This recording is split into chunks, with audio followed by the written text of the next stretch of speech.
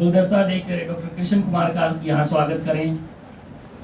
Doctor Suresh आगे से आगे से आ जाइए, फोटो भी ठीक आ जाएगा।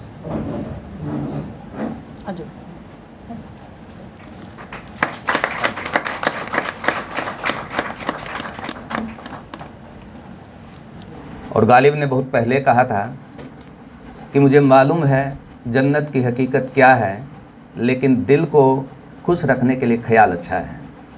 तो आप सबके ख्याल है मेरे बारे में तो अच्छा ही है। तो इस सभा में मौजूद मेरे विद्यार्थी, मेरे विद्वान साथी, इस कार्यक्रम को आयोजित करने वाले पूरा साइंस विभाग, प्रोफेसर रणबीर जी और महाविद्यालय के प्राचार्य प्रोफेसर राजेश जी, मैं आभारी हूँ कि आपने इस विचार विमर्श में मुझे शामिल किया और ये मौका दिया कि शायद मैं अपनी बात ये स्पष्ट कर पाऊँ कि विज्ञान और समाज विज्ञान कोई अलग चीज़ नहीं है।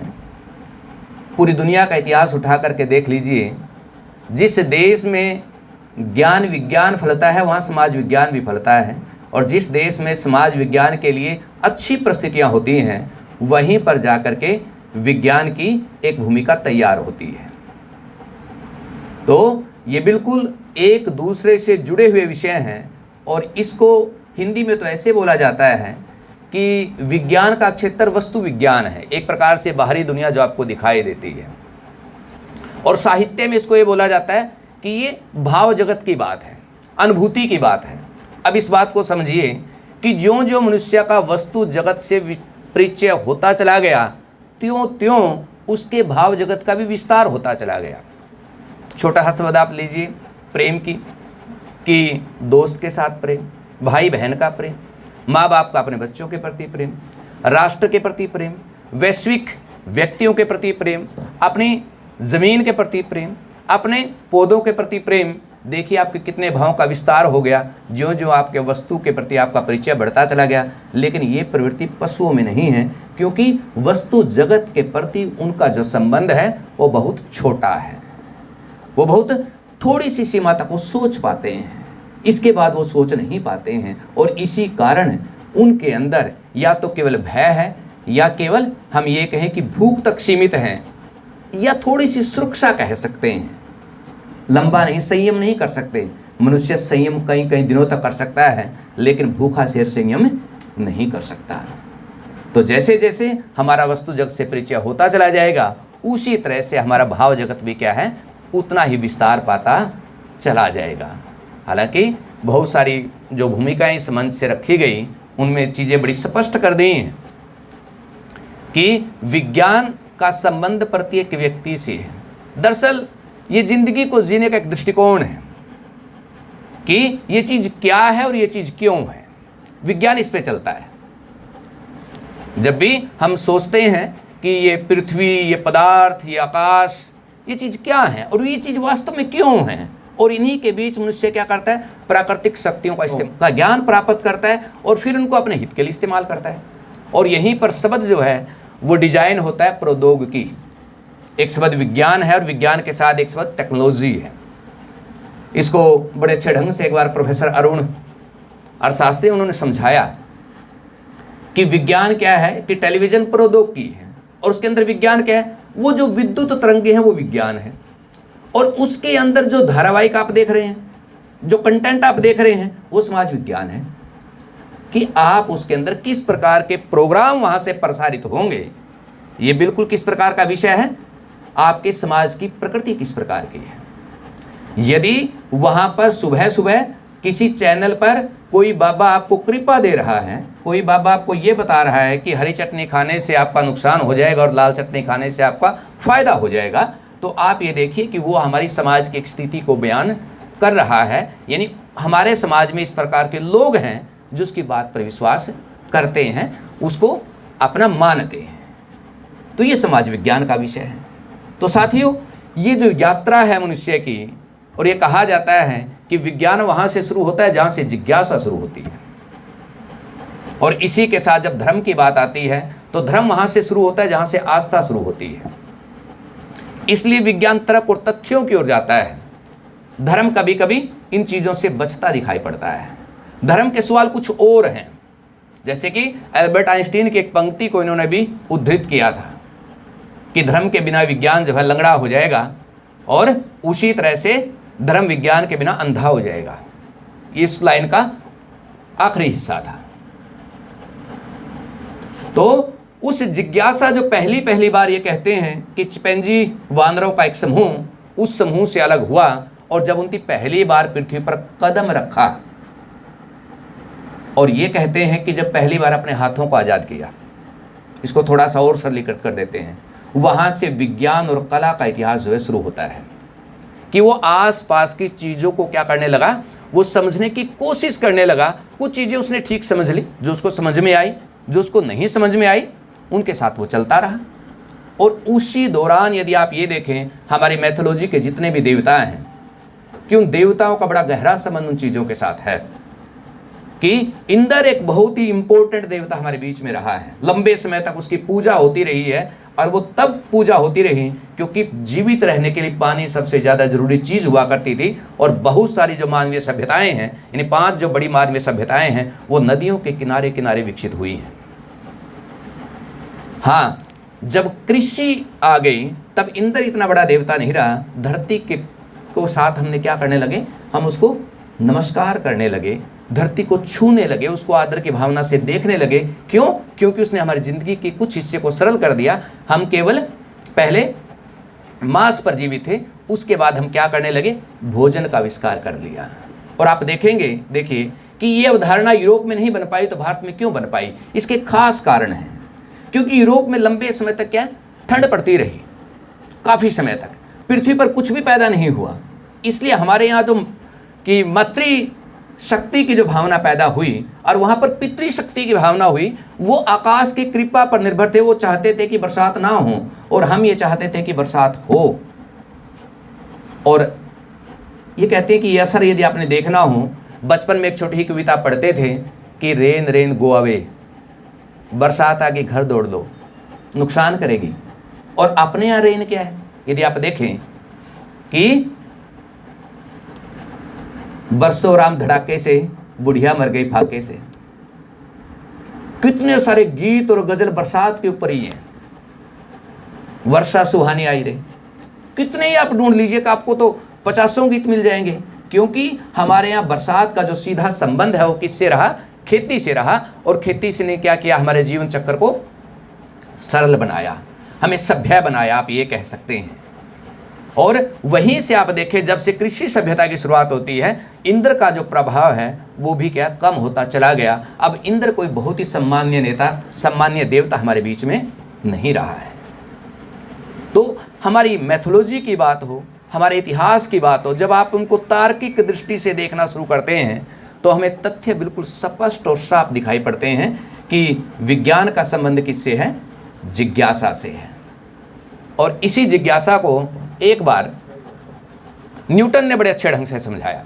ये कहते हैं कि एक बार न्यूटन अपने सेब के बगीचे में बैठ कर के एक अपनी किताब पढ़ रहा था, और किताब पढ़ते पढ़ते एक सेब जो है उसके सर पे आकर के लगा। और जब सेब उसके सर पर टकराया तो उसके दिमाग में सवाल आया कि आखिर ये सेब नीचे क्यों आया, ऊपर क्यों नहीं गया। और आप देखिए कि सवाल ने क्यों नीचे आया, इस जिज्ञासा ने क्या किया, गुरुत्वाकर्षण बल का आविष्कार किया। और आप ये जितने भी रॉकेट आज ऊपर घूमते हैं, इनके पीछे आप देखिए कि गुरुत्वाकर्षण बल की कितनी बड़ी थ्योरी काम कर रही है। और उस समय सेब नीचे आए, ये कुछ समय की ज़रूरत नहीं थी। कई बार हम ये कहते हैं कि आवश्यकता आविष्कार की जननी हो सकती है, लेकिन आवश्यकता से भी बड़ी यदि कोई चीज़ है तो कौन सी चीज़ है, जिज्ञासा है। कि सेब तो पहले भी आ रहा था, सेब तो न्यूटन से पहले भी आ रहा था, हमेशा से आ रहा था। लेकिन हाँ, जब उसने उसके प्रति जिस दृष्टि से देखा और जिस दृष्टिकोण से देखा, उसने क्या किया, एक नई थ्योरी का जन्म किया। और यहाँ से मन से जो बोला जा रहा था, प्राचार्य महोदय ने कहा भी कि आपका जो दृष्टिकोण है बड़े मायने रखता है। और आप इसी बात को यदि हम ये देखें कि बारूद का आविष्कार तो चीन में हुआ, कागज का आविष्कार भी चीन में हुआ, लेकिन बंदूक तो यूरोप में जाकर के बनी। लोहा भारत में था, रेल जाकर के यूरोप में बनी। ऐसा क्यों हुआ? तेल अरब में था, जहाज फिर यूरोप में बने जाकर के। क्यों? ये कहते हैं कि जब आपकी मशीन बनाता है तो जो 2 डायमेंशनल दुनिया है, इसमें जब आप 3 डायमेंशनल दुनिया की कल्पना करते हो तब जाकर के मशीन का आविष्कार होता है, जिसको आप अवलोकन क्रांति बोलते हैं। आप ये समझिए इस बात को कि आप यहाँ से पृथ्वी को देख रहे हैं और आप चांद से पृथ्वी को देख रहे हैं और मंगल ग्रह से पृथ्वी को देख रहे हैं, आपके परिणाम क्या आएंगे? भिन्न भिन्न आएंगे। एक जैसे परिणाम आपके नहीं आ सकते हैं। तो उसके कारण क्यों? क्योंकि यूरोप वो रास्ता तय कर चुका था और यूरोप ने रास्ता कोई आसानी से तय नहीं किया। इसके लिए उसको कुर्बानियां देनी पड़ी। आप देखेंगे कि धर्म और विज्ञान का जो युद्ध है वो पूरे यूरोप में लगभग 300 वर्ष तक लड़ा गया। लियोनार्डो दा विंची, मोनालिसा जिसकी तस्वीर के बारे में काफ़ी जिक्र होता है, उसको पिन बनानी आती थी, लेकिन अपने सामंत की तब तक सेवा करता रहा जब तक उसने परमिशन नहीं दी कि आप पिन बना सकते हैं। यानी विज्ञान भी स्वयं किसी और सामाजिक शक्ति का क्या है? गुलाम है, ये कह सकते हैं, या किसी और सामाजिक शक्ति का क्या है? उसके ऊपर कब्जा है। विज्ञान स्वयं में ना अच्छा है ना बुरा है, आप ये समझिए। उसको इस्तेमाल करने वाली शक्तियां किस प्रकार की हैं, ये तय करती हैं कि उसका क्या प्रयोग होगा। जैसे हम ये कहें कि मनुष्य ने अपने विकास में पहले उसने वाष्प ऊर्जा को खोजा, फिर कोयले को खोजा, फिर उसने बिजली को खोजा, फिर उसने परमाणु ऊर्जा। अब परमाणु ऊर्जा से आपने परमाणु बम बनाना है या फिर उसका आपने परमाणु बिजली बनानी है, ये आपने तय करना है। जो ये लाइन आती थी कि विज्ञान वरदान है या अभिशाप, विज्ञान अभिशाप नहीं है। हाँ, उसको इस्तेमाल करने वाली शक्तियां किस प्रकार की हैं। आप देख लीजिए कि एक आपकी सेना के लोग AK-47 खरीदते हैं और एक दूसरे लोग जो हैं जिसको आप आतंकवादी कहते हैं वो AK-47 खरीदते हैं। AK-47 का तो कोई कसूर नहीं है, विज्ञान का तो कोई कसूर नहीं है उसमें। तो इस तरह से चीज़ें जो हैं वो दृष्टिकोण पर तय होती हैं कि आप विज्ञान का किस प्रकार का इस्तेमाल करना चाहते हैं। विज्ञान अपने आप में कोई बुरी चीज़ नहीं। तो मैं आपको बता रहा था कि यूरोप में किस प्रकार से इतने वर्ष तक युद्ध हुए धर्म और उसके बीच में, विज्ञान के बीच में। ब्रूनो और कोपरनिकस ने जब ये कहा कि पृथ्वी घूमती है, सूर्य स्थिर है, अलेक्जेंडर पोप ने साफ मना कर दिया कि नहीं, ऐसे नहीं हो सकता। क्यों? क्योंकि चर्च का पूर्णतः क्या है? कब्जा है। यदि ऐसे कहते हैं तो चर्च की सत्ता क्या हो जाती है? खंडित हो जाती है, भंग हो जाती है। उनको जिंदा जला दिया या फिर जेल में डाल दिया।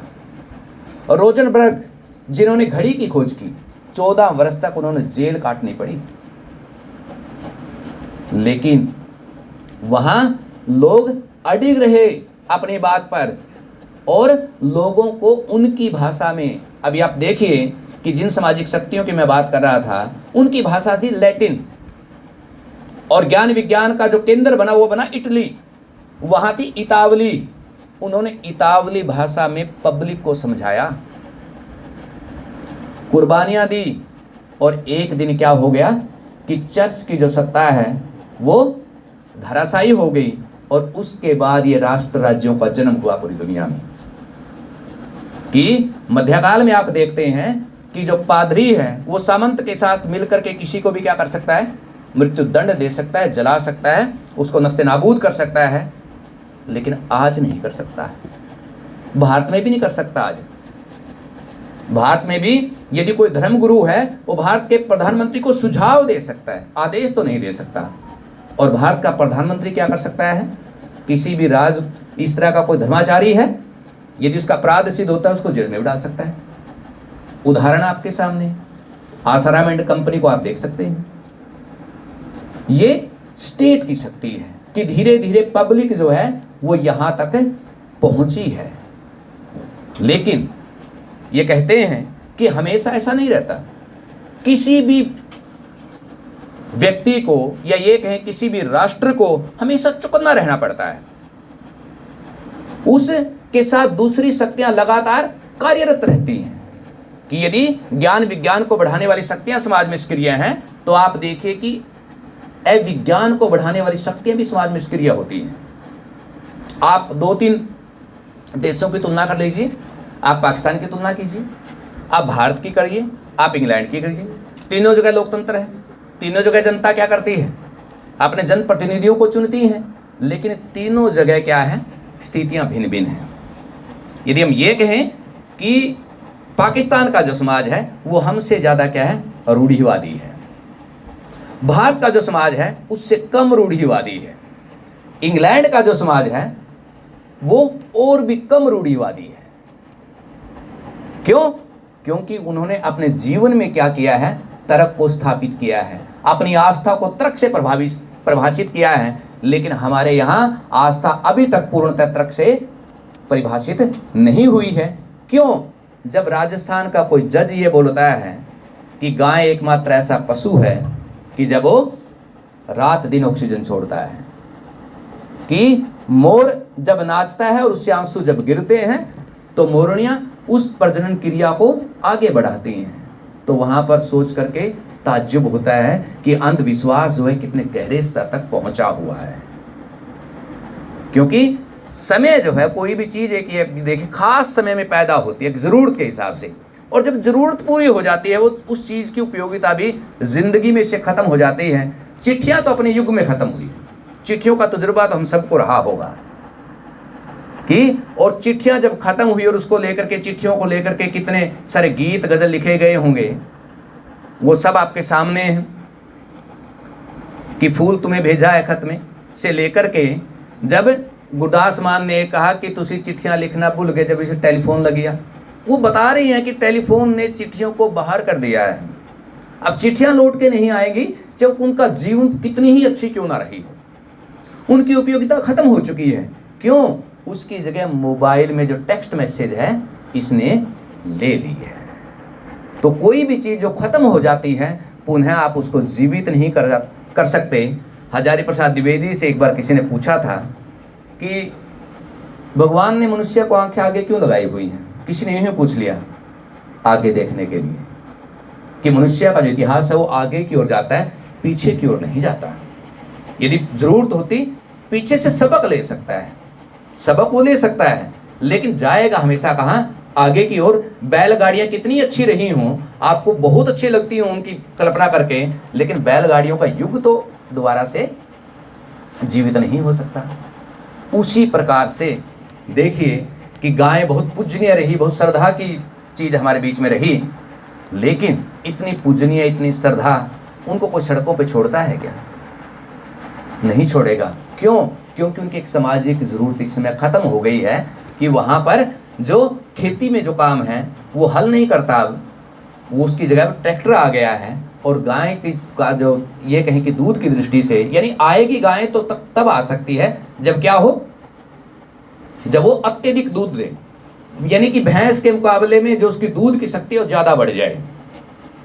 पहले तो कई बार ऐसे बोलते थे कि लोक मुहावरा था, देखिए आप लोक मुहावरे में चलती चलती चीज़ें भी किस प्रकार की इंटरेस्टिंग होती हैं कि बहू को तो लड़का हो जाए, ठीक है ना, और भैंस को कटड़ी हो जाए, और गाय तो शायद बछड़ा ही दे दियो। बछड़े में भी अपना हित देख रहे थे, लेकिन अब नहीं कहता कोई गाय बछड़ा दे दियो।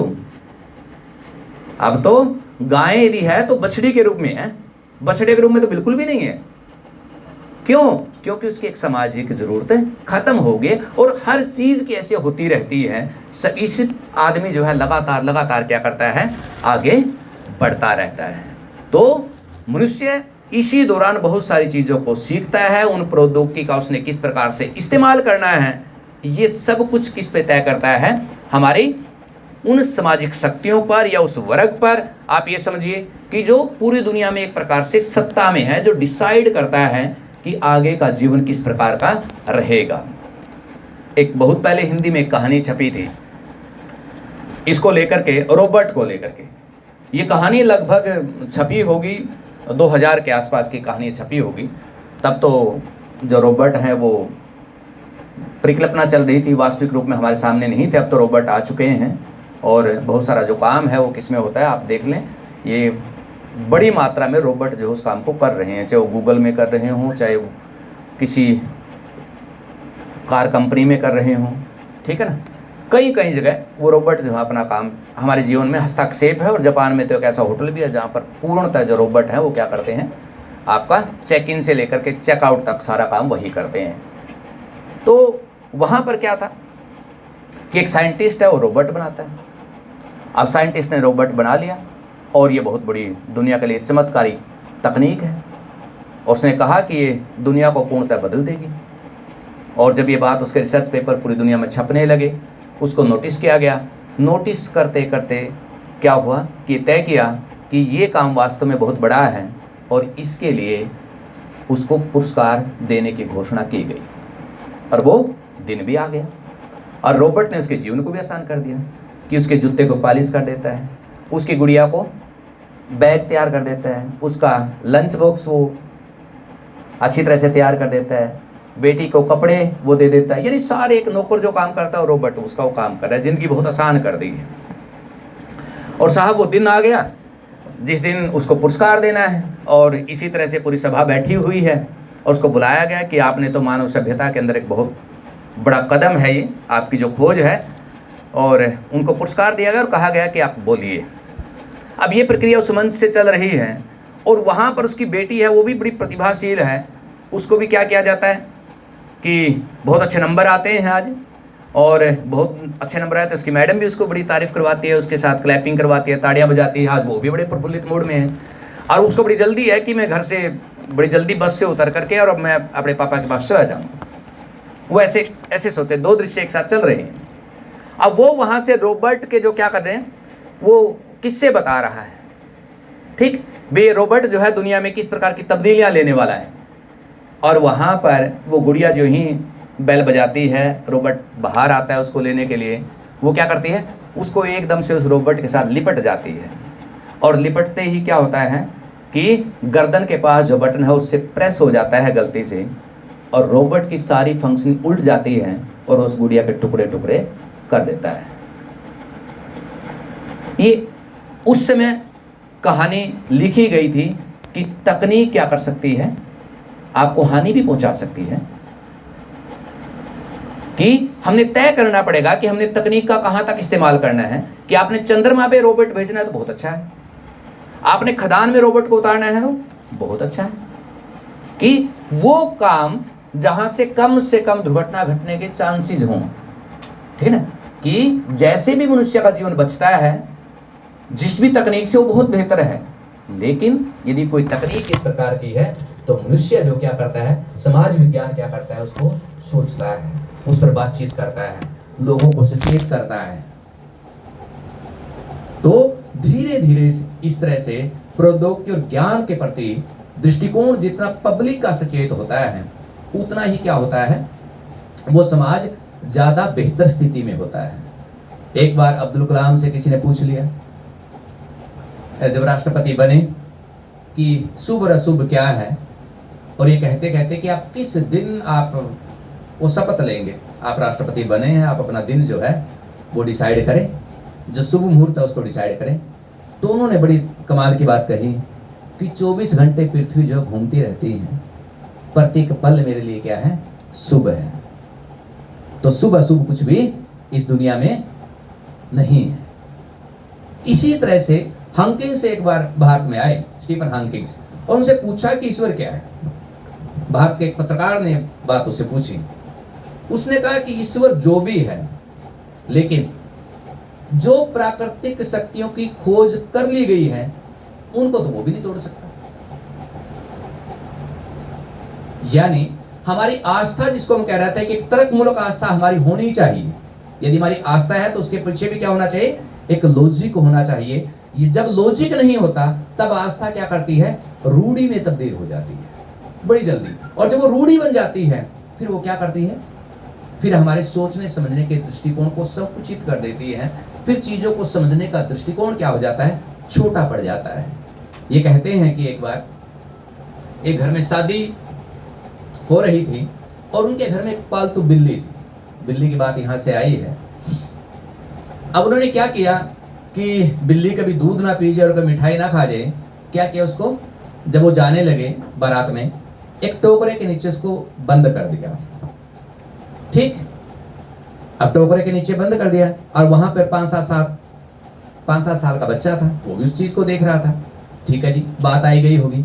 अब वो दिन भी आ गया जब उस बच्चे की शादी होनी है।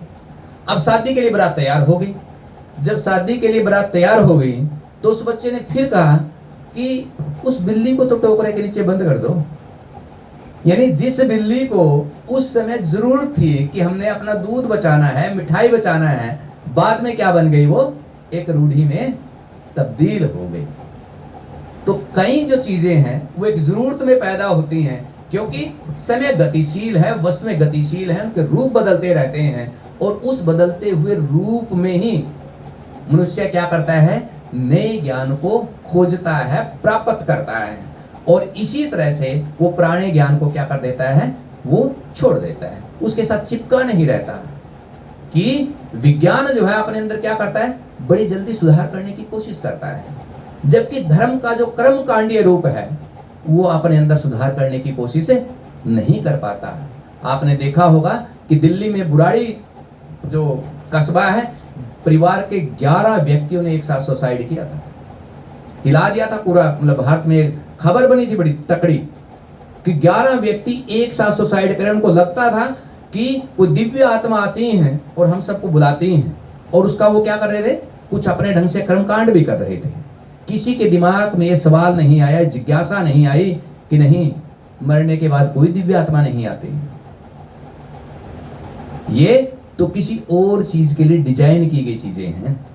यदि आप देखें कि जो इस प्रकार के कर्मकांड करे जाते हैं उसके पीछे भी एक खास प्रकार की फिलॉसफी है, एक खास प्रकार का दर्शन काम कर रहा है कि कौन सा ऐसा वर्ग है जो बिना कुछ किए ही क्या करना चाहता है, लाभ प्राप्त करना चाहता है।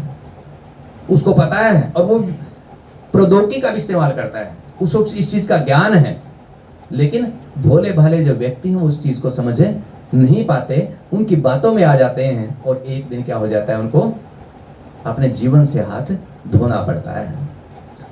बहुत बार ये बात उठती है जैसे कि हम श्राद्ध करते हैं, खास करके पिता के लिए। एक व्यक्ति ने ये सवाल उठाया कि भक्त प्रहलाद तो बहुत ही, उससे बड़ा तो कोई श्रद्धावान व्यक्ति होगा ही नहीं, लेकिन उसके पिता ने उसके साथ क्या किया।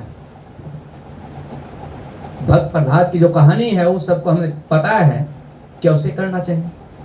क्या एक शराबी व्यक्ति जो अपने औलाद की सारी जमीन जायदाद बेच करके चला जाए, क्या उसका श्राद्ध करना चाहिए? क्या एक व्यक्ति जिसके कारण पूरे घर में कारगिल मचा रहता हो, क्या उसको करना चाहिए? नहीं। मैंने कहा था कुछ देर पहले कि हमारी आस्थाएं भी क्या होनी चाहिए, तर्क मूलक होनी चाहिए। जब हम तर्क की ओर बढ़ते हैं तब चीजें क्या दिखाई पड़ती हैं, हमें एक बड़े परिप्रेक्ष्य में हमारे सामने दिखाई पड़ती हैं।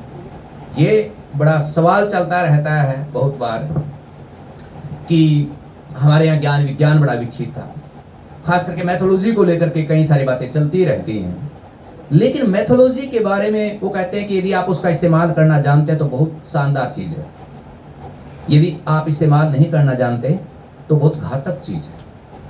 यदि आप ये कहेंगे कि तमाम चीज़ें हमारे पास मौजूद हैं तो इसका मतलब ये है कि जीवन और जगत की जो समस्याएं आई हैं उनसे आप क्या कर रहे हैं, मुंह चुरा रहे हैं। और ये कोरोना के दौरान ऐसा हुआ कि जब हमने ये मान लिया कि कोरोना की दवाई हमारे पास है और उसके कितने गंभीर परिणाम आए, और अंततः उसका इलाज भी किसने दिया, विज्ञान ने ही उसका इलाज निकाला। और जो व्यक्ति इसका प्रचार कर रहे थे वो स्वयं क्या करते रहे, सबसे पहले टीका लगवाने के लिए सबसे आगे थे। जो भोले भाले लोग थे वो तो नदी में कूद रहे थे। आप देखेंगे कि शुरू में सरकार को बड़े प्रयास करने पड़े कोरोना की दवाई लोगों को लगाने के लिए। क्यों? क्योंकि लोगों के अंदर बहुत ज्यादा अंधविश्वास था। तो यदि वो भाव जगत की अपनी प्रेरणा बनती हो मैथोलॉजी, तो बहुत बड़ी चीज है। जब भी आप वस्तु जगत के तमाम प्रश्नों को यदि दरकिनार करके ये कहना चाहते हैं कि तमाम चीजें हमारे पास हैं, इसका मतलब ये है कि जीवन का कोई समाधान या कोई शोध आपके पास नहीं है। हमने अपने आप को, जैसे चतुर्मुर्ग अपने आप को क्या करता है, अपने ही पंखों के नीचे दबा लेता है, उस तरह की कोशिश हम कर रहे हैं। और इसका एक गहरा जो संबंध है, आप देखेंगे कि आखिर हमारे यहाँ ज्ञान विज्ञान क्यों नहीं पैदा हो रहा है कि 17% तो हमारी पॉपुलेशन है दुनिया की, और ज्ञान विज्ञान में तो हमारी 1% भी योगदान नहीं होगा। मैं तकनीक की बात नहीं कर रहा हूँ, तकनीक तो बहुत छोटी सी चीज है, जरूरी नहीं है जिनके पास तकनीक है वो समाज उन्नत है। ईरान तकनीकी रूप से भारत से उन्नत है, लेकिन सामाजिक दृष्टि से भारत से पिछड़ा हुआ देश है। ऐसे बहुत सारे देश आपको मिल जाएंगे जो तकनीक का इस्तेमाल करते हैं। तकनीक से नहीं बदलता कुछ भी, तकनीक से जिंदगी में काम करने का तरीका तो सरल हो सकता है, लेकिन चीजें नहीं बदल सकती। और इसका जो गहरा संबंध है भाषा से किस प्रकार है, आप देखिए कि आखिर क्या कारण है कि आपके सारे के सारे नोबेल पुरस्कार और बांग्ला भाषा से निकल रहे। आप सीवी रमन को लें, बोसन इफेक्ट को लें, बोस थे, टैगोर को लें, अमर्त्य सेन को लें, अभिजीत बनर्जी को लें, ऐसा क्या हो रहा है? क्यों? क्योंकि अपनी भाषा में वो शिक्षा ग्रहण करते हैं। चिंतन और मनन का कार्य केवल और केवल किस में हो सकता है? आपकी अपनी भाषा में हो सकता है। दूसरी भाषा में आप रट तो सकते हो, तथ्यों का तो अंबार लगा सकते हो, लेकिन सोचने की दृष्टि नहीं बदल सकती। और अमर्त्य सेन जो बोलता है, यदि अमर्त्य सेन का एक बार इंटरव्यू मैंने पढ़ा, उनके नाना जी थे क्षितिज मोहन, और क्षितिज मोहन कहां पे काम करते थे? शांति निकेतन में टैगोर के साथ। वो क्षितिज मोहन जिन्होंने सबसे पहले कबीर पे काम किया, हिंदी में तो बाद में काम हुआ कबीर पे। और वो सब टैगोर को अपनी प्रेरणा क्यों मान रहे हैं? टैगोर को तो इंग्लिश बहुत अच्छी आती है, लेकिन उसने किस में लिखा? अपनी बांग्ला भाषा में लिखा।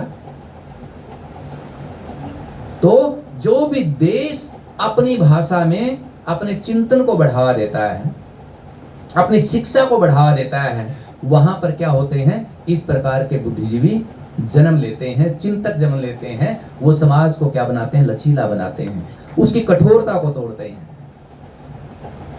जब तक समाज के पास जिंदगी जीने का यदि एक ही दृष्टिकोण है, वो समाज तरक्की नहीं कर सकता।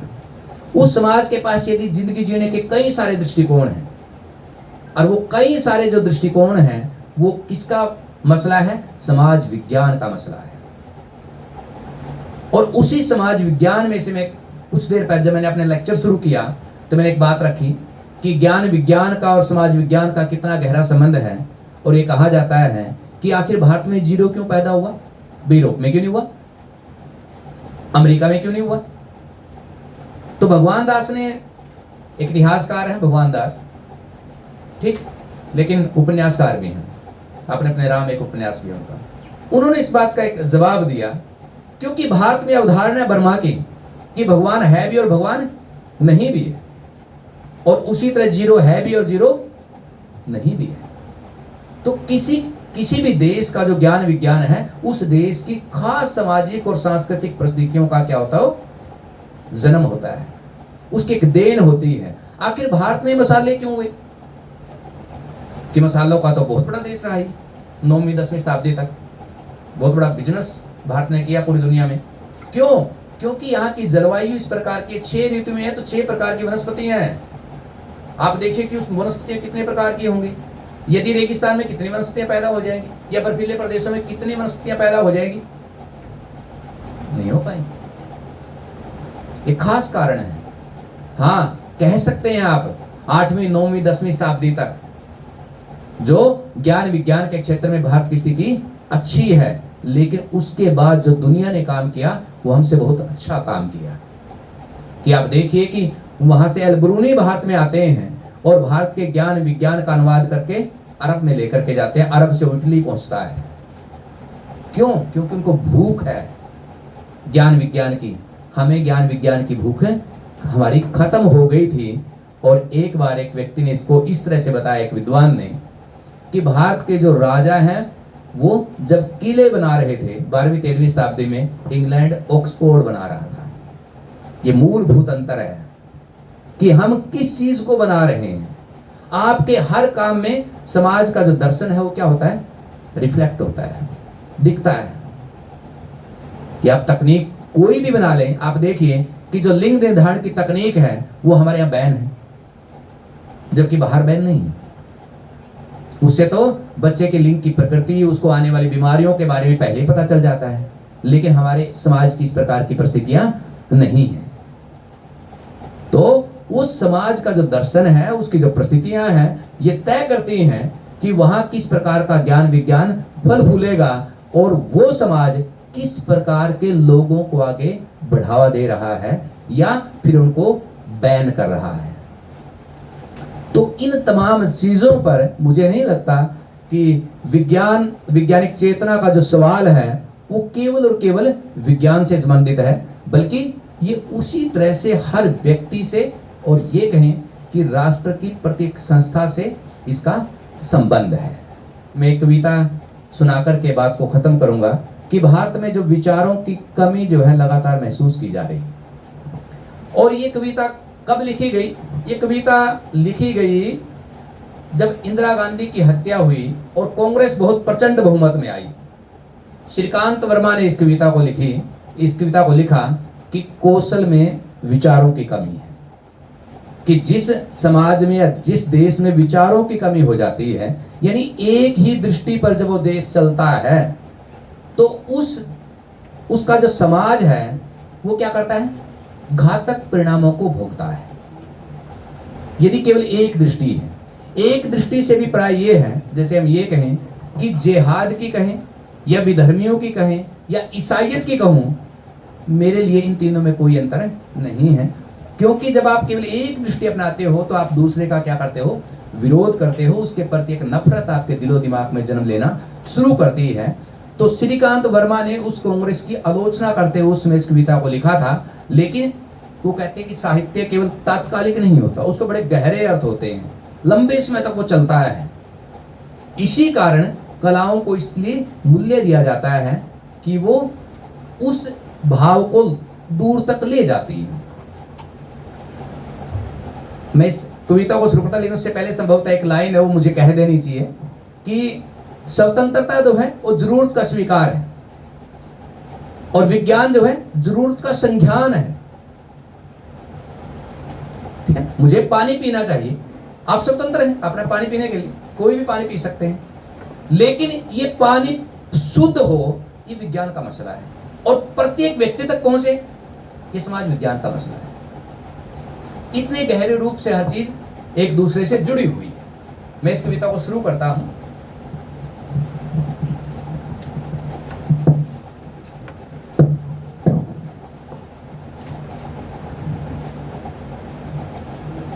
कौशल में विचारों की कमी है। ये बधाई हो महाराज, बधाई हो महाराज, महाराज की जय हो। युद्ध नहीं हुआ लौट गए शत्रु, युद्ध नहीं हुआ लौट गए शत्रु। वैसे हमारी तैयारी पूरी थी, वैसे हमारी तैयारी पूरी थी। 4 अक्षोणियों थी सेनाएं, 10 सहस्र सौ, लगभग इतने ही हाथी,